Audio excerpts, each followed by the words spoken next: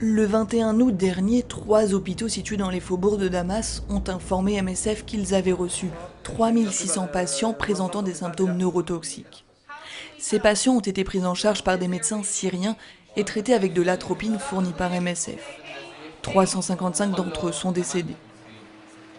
Les patients qui sont arrivés massivement sur les 3 structures qu'on soutient présentaient plus ou moins les mêmes symptômes neurotoxiques, vomissements, détresse respiratoire, troubles de vision. Certains patients ont eu de la paralysie et le décès immédiat après la paralysie. Cette annonce par MSF a été largement reprise et parfois déformée. Tous ces cas-là, rapportés par les médecins syriens, ne peuvent pas substituer à une enquête des experts de l'ONU. C'est l'enquête et les résultats de l'enquête qui déterminera s'il y a eu l'usage ou non d'une arme chimique. Les médecins syriens ne peuvent pas également dire qui était le responsable derrière ces attaques. Les déclarations de MSF ne peuvent donc pas être utilisées pour cautionner une intervention militaire en Syrie.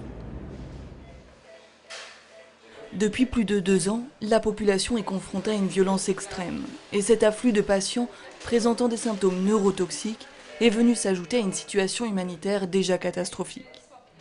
Les déplacements de population, les destructions de structures médicales et les entraves à l'aide humanitaire ne font qu'aggraver le quotidien des Syriens.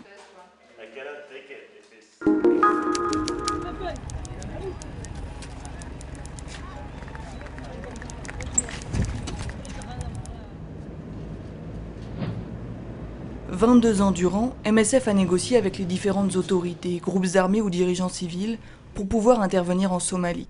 Or, ces mêmes autorités ont toléré, voire participé à 2 événements récents qui ont joué un rôle déclencheur dans la décision de MSF de quitter le pays. L'assassinat de 2 personnels de l'ONG à Mogadiscio fin 2011 et la détention en Somalie de 2 autres membres, libérés à l'été 2013 après 21 mois de détention. C'est cette impossibilité à garantir la sécurité des patients et des travailleurs humanitaires qui pousse MSF à quitter la Somalie, alors même que l'aide humanitaire y est indispensable. Les besoins sont immenses en Somalie. Pour un pays qui a vécu 22 ans de guerre, il n'y a aucun service public qui est fourni à la population. Il n'y a aucun hôpital de l'État aujourd'hui qui est à mesure de servir la population. Attaques sur le personnel, assassinats, enlèvements ou menaces, voilà ce à quoi les équipes MSF ont été confrontées sur le terrain pendant 22 ans.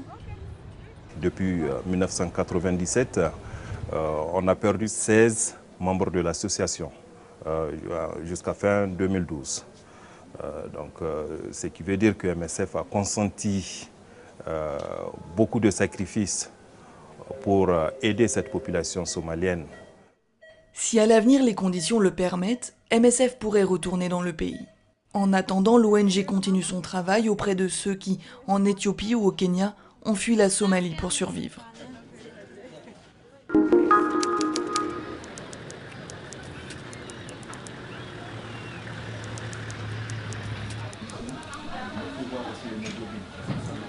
Chaque jour, environ 200 enfants âgés de moins de 15 ans se rendent dans l'hôpital de district de Bria. C'est la saison des pluies et les 3/4 d'entre eux ont le paludisme. Les autres viennent consulter pour des cas d'infection respiratoire, diarrhée ou encore malnutrition.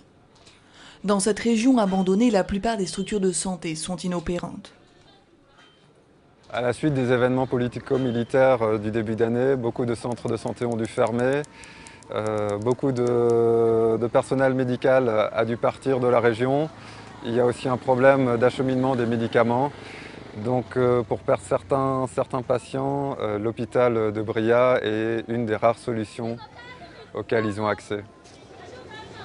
Certaines de ces familles sont déplacées, venues à Bria chercher une relative sécurité. D'autres ont fui leur maison et vivent en brousse pour se protéger des exactions des groupes armés. Elles manquent de nourriture, n'ont pas accès à une eau de bonne qualité, sont à la merci des moustiques et donc du paludisme. Elles sont aussi souvent victimes de rackets sur la route qui les amène à l'hôpital. Autant de facteurs qui entravent l'accès aux soins, augmentent le risque de maladie et fragilisent les populations, notamment les enfants.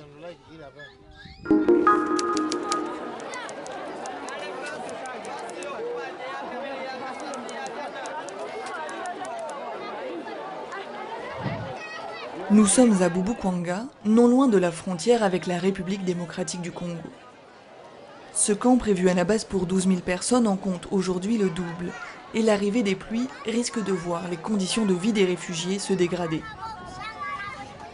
Aujourd'hui, nous sommes en train de partager les bâches, sans chambre, sans quoi, avec tous ces enfants, ça ne va pas.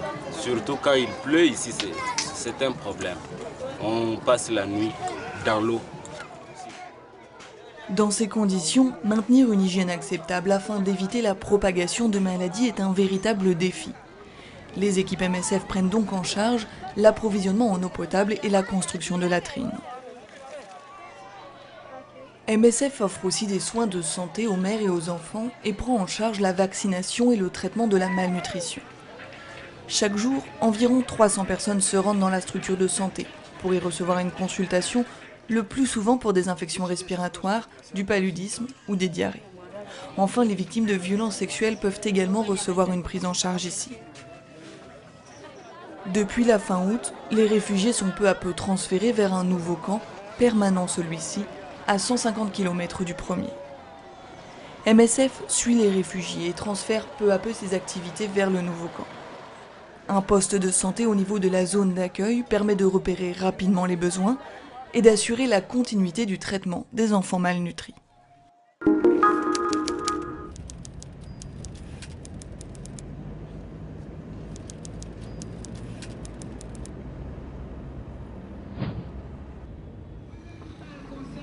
Depuis le début de l'année, MSF a pris en charge 128 victimes de violences sexuelles dans son hôpital de Port-au-Prince.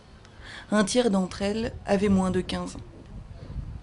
Devant la porte du service de santé mentale, une petite fille de 8 ans attend le médecin. C'est sa maman qui raconte son histoire.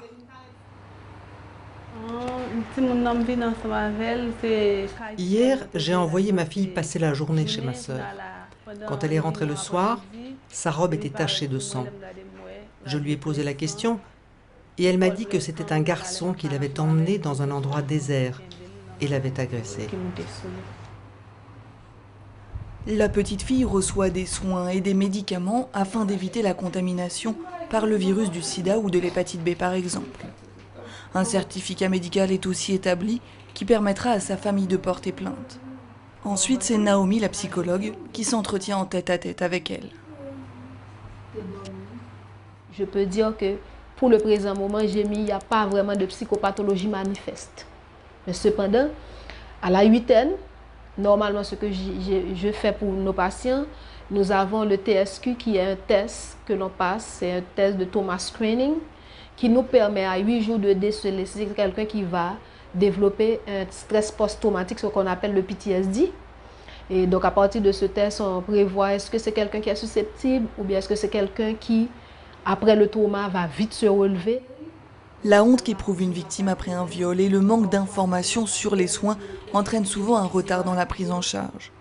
Or, passé les premières 72 heures, l'équipe ne peut plus fournir les médicaments qui empêcheront les maladies sexuellement transmissibles.